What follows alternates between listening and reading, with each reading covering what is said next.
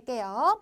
자, 대한민국 정부 수립 방금 전에 선생님이 지난 시간에 배운 것들 쭉 간단하게 리마인드 했어요. 자, 거기서 계속 이어지는 내용이기 때문에 반드시 앞 내용을 기억하고 따라오셔야 됩니다. 자, 지금부터 우리 대한민국 정부가 수립되는 과정을 정리를 할 텐데 여기도 역시 내용이 많진 않지만 순서를 잘 정리하는 게 굉장히 중요해요. 순서 머릿속에 담으시고요. 자, 한번 가보도록 할게요.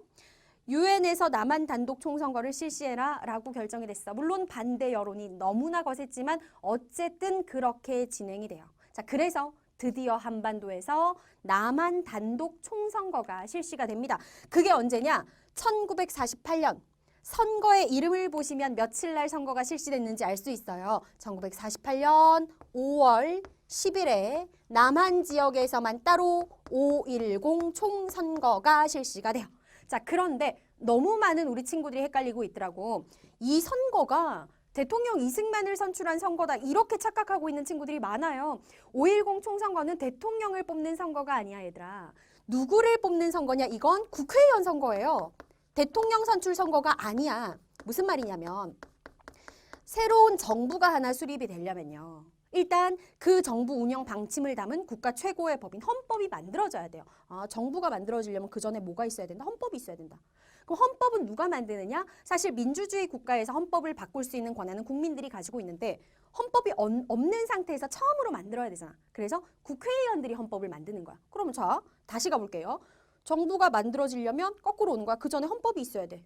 그러면 헌법은 국회의원들이 처음에 만드는 거니까 헌법을 만들려면 국회의원들이 있어야 돼. 아하, 그럼 제일 먼저 뭐부터 해야 되는 거야? 국회의원을 뽑는 선거부터 실시를 해야 되는 거야. 그 선거예요. 5.10 총선거는 최초의 우리 대한민국 정부의 첫 번째 국회, 헌법을 만들 국회인 재헌, 헌법을 제정할 국회의원들을 뽑아서 재헌 국회를 구성할 선거였던 것이죠. 그래서 5.10 총선거를 했어. 모든 국민들이 참여한 민주적인 선거였죠. 그래가지고 국회의원들을 뽑았어. 그 국회의원들이 헌법을 만들었어. 자, 이리하여 드디어 뭐가 탄생하게 되는 거야? 나라 이름은 뭐로 정했어요? 대한민국으로 정했어요. 대한민국이라는 이름은 이미 우리가 이전에 사용했었잖아요. 일제강점기 때 1919년 상하이에서 대한민국 임시정부가 수립됐잖아요.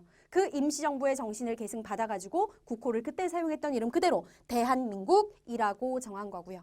그리고 뭘 만들었어? 재헌국회가 말 그대로 민주주의 정부를 수립하기 위한 최초의 헌법, 재헌, 헌법을 제정한 것이죠.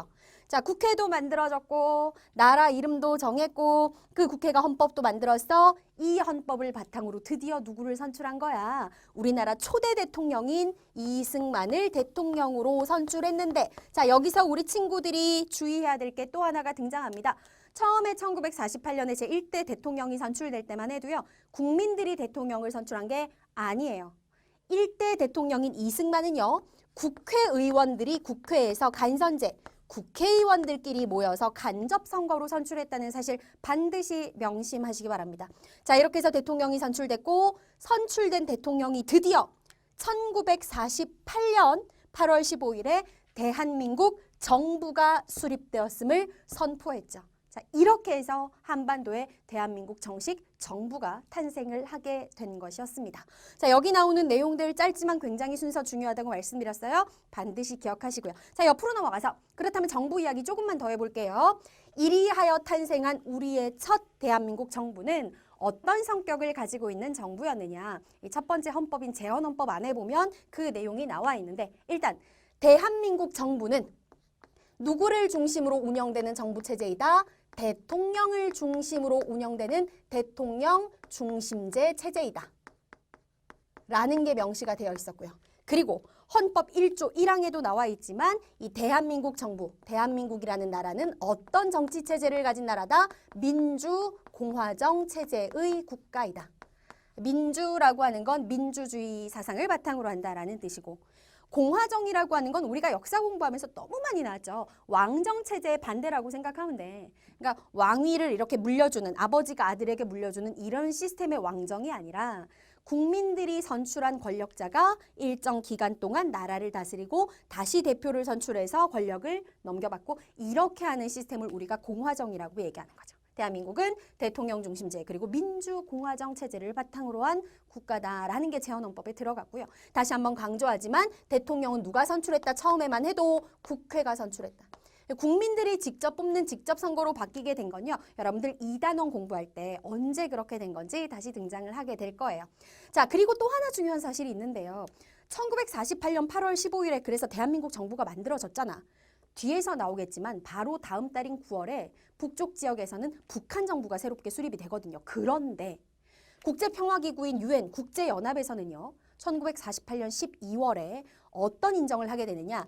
대한민국이라는 나라가 한반도에 존재하는 유일한 딱 하나의 한반도 유일의 국제사회가 인정한 합법적인 정부, 합법적인 국가다라고 승인을 해요.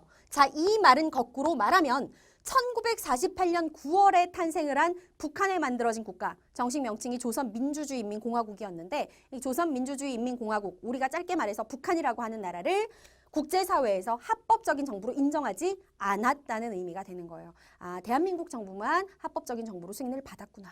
라는 거 알고 계시기 바랍니다. 자, 이렇게 해서 드디어 대한민국 정부가 만들어졌습니다. 그러면 이승만 정부에 대해서 이제 본격적으로 공부하기에 앞서서 우리가 잠깐 놓치고 있었던 북한에서 어떤 상황이 전개가 됐는지 이것도 한번 살펴봐야 되겠죠. 이번 북한 정부 수립 간략하게 살펴보도록 할게요.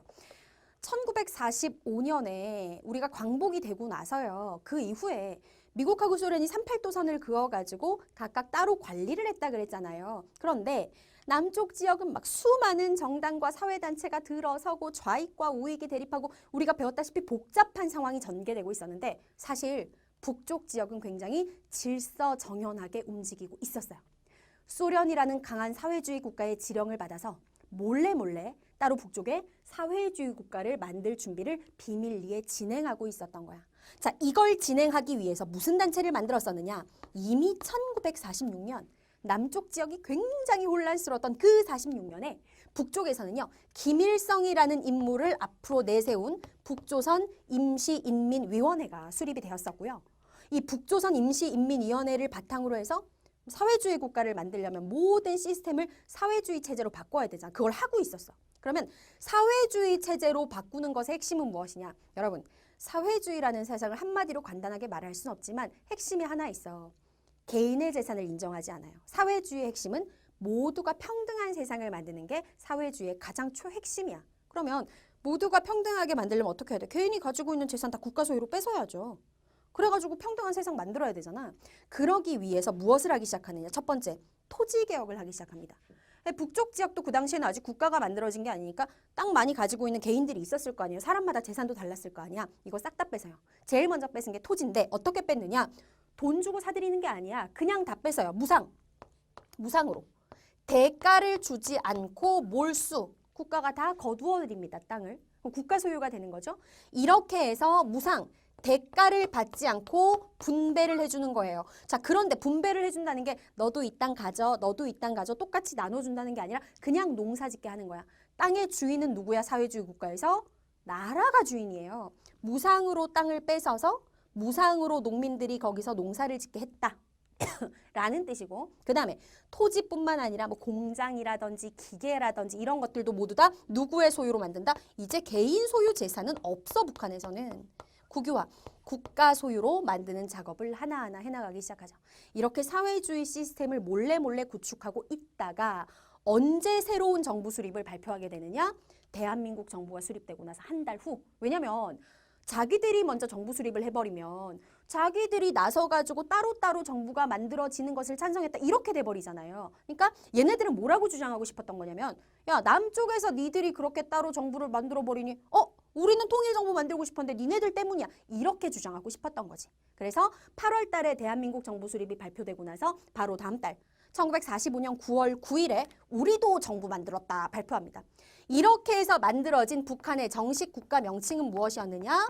조선 민주주의 인민공화국이라는 이름의 국가를 수립을 하게 되죠. 질문 정말 많이 해요, 우리 친구들이. 북한은 민주주의 국가가 아닌데 왜 국가 이름이 조선 민주주의인민공화국이에요? 민주주의 국가 아니라도요. 민주주의라는 단어를 쓰는데 제한은 없어요. 우리는 인민이 주인인 나라다 해서 북한은 자기들의 이름을 조선민주주의인민공화국이다 이렇게 말한 거죠. 자, 이리하여 1948년 8월과 9월 드디어 안타깝게도 한반도에는 남쪽의 대한민국 정부 그리고 북한의 요 이름의 국가 따로 두 개로 국가가 나뉘어지게 되었습니다.